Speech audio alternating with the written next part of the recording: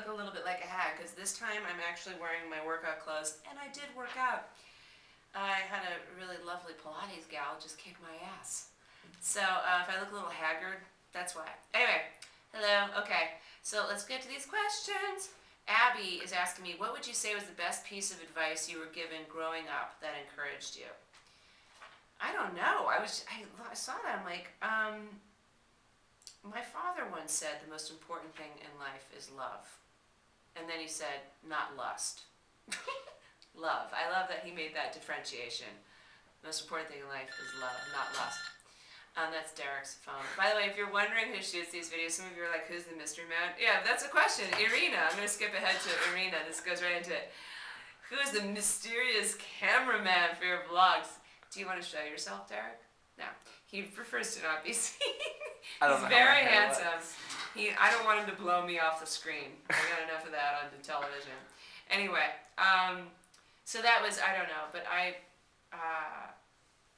yeah, I don't know what other advice would be, like something that I really remembered.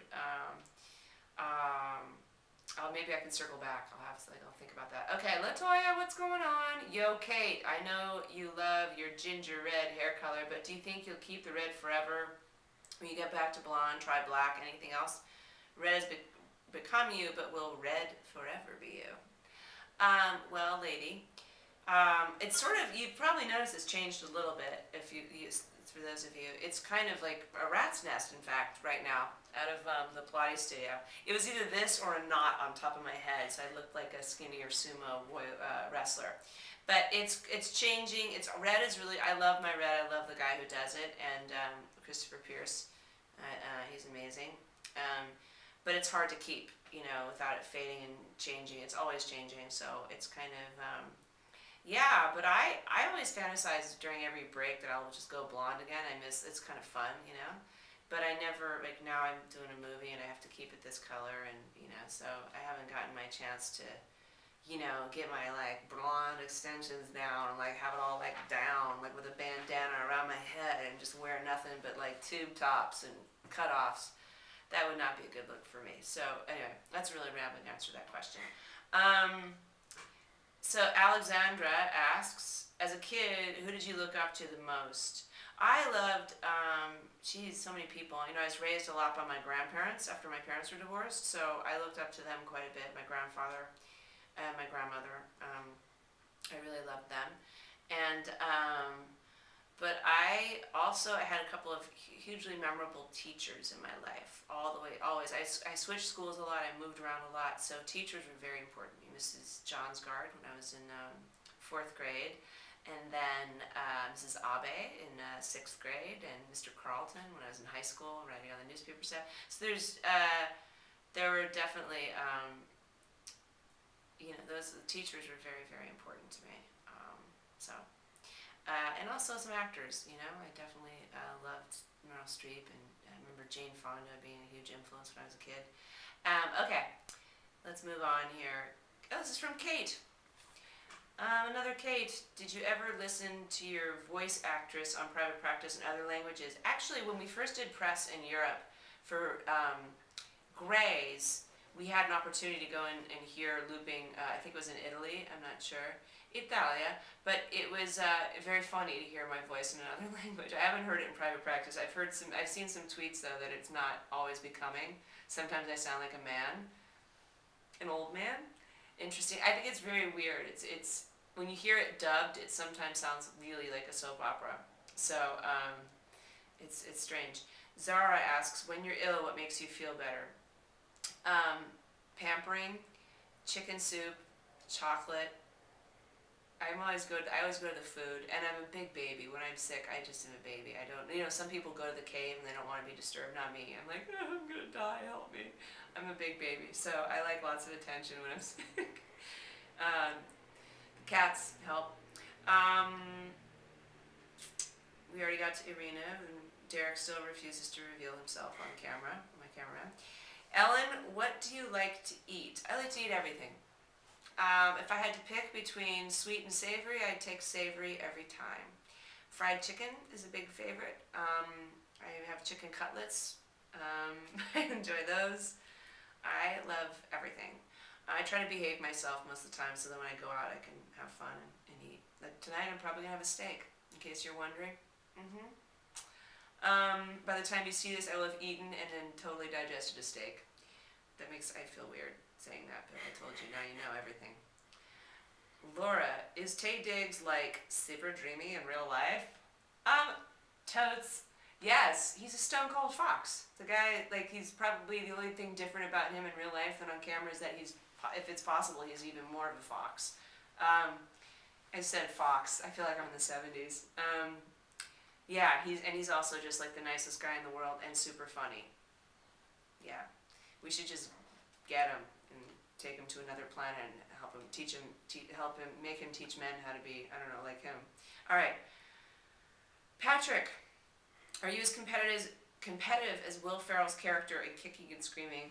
No, I mean I can be competitive, but I kind of vacillate between being competitive and then like I just roll over and go, you know what, whatever, take it. I don't care that much. I think the only thing I'm competitive about is if somebody's, you know, if there's a last piece of chicken on the table, I want to get that piece of chicken. Maybe it's the youngest of 5 kids in the family, not enough food to go around. I don't know. I'm kidding about that, kind of. Judith, how are your pets nowadays? They're very well, thank you for asking, Judith. Rosie, we had a little scare with her. That was what prompted me to leave the treadmill from the gym and make a microwave nachos immediately. I think she either swallowed or got stung by a bee or swallowed a foxtail, and anyway, nobody wants to get the call that the dog is drooling and shaking and has a swollen tongue. So, but she's fine. Everybody's fine. I was very happy to see them. I'd been gone for a month, so it was a beautiful reunion. Lauren, what is your best high school memory? There were many, Lauren. I don't know, probably Garrett Reitzman's annual luau that he'd have, which was a really big, fabulous party. And obviously we dressed in the style of Hawaiian. And there were tickets. It was like $5 a ticket to get in. It was like a big barbecue pool party and volleyball, and it was amazing. And somehow we were allowed to drink then. I don't know how that happened, but thanks, Garrett, for that. Those were good times. But lots of great memories from high school, and then also lots of times like, oh my gosh, get me out of here. So for those of you that feel like get me out of here, don't worry, it ends soon and it gets better. Kim, how many shoes do you have? You don't want to know, Kim. Nobody really wants to know. It's embarrassing. Let's put it this way. If I needed to start an army, I could, and they'd all be wearing great shoes. An army of women that are size 9. I have a lot of shoes. I'm thinking about going back to shoe of the day, but it's a little embarrassing. I mean, I'm no Imelda Marcos, but okay. Valerie, why did Addison wear glasses in Grey's Anatomy but not Private Practice? Good question, Valerie. I personally miss the glasses, but sometimes I think in scenes I use them too much, or for continuity it became kind of a pain in the ass, so the glasses were nixed. And we just assumed, I guess, that I got LASIK, which I did actually personally, and because I wore glasses since I was 10, and now I see clearly. Okay. I think that about sums that up. Christina, what's the most interesting thing that's happened to you on the set of Private Practice? Geez, I don't know, Christina. I don't know. I feel like I should have meditated on this question and come back with a more interesting answer. You know, geez, I don't know. There's so much. I mean, I love all my scenes. I'm going to come back to that. Give me a second. Let's get to Mary. Mary, a blogger said you were talking about releasing new boyfriend products. What are they going to be? Well, Mary, there's going to be, coming down the line, a body scrub and body wash, which is really good. I'm very excited about it. We have a full-size dry body oil that was previewed in the boyfriend kit. That's going to be available at Sephora, which I'm very excited about. I'm looking at it on a shelf right now. And then we have, there's another boyfriend coming down the line. I'm not going to say what he is, who he is, but just he's coming. And super excited about that. And then, Christine, let's get back to your question. Most interesting thing that's happened on the set of Private Practice.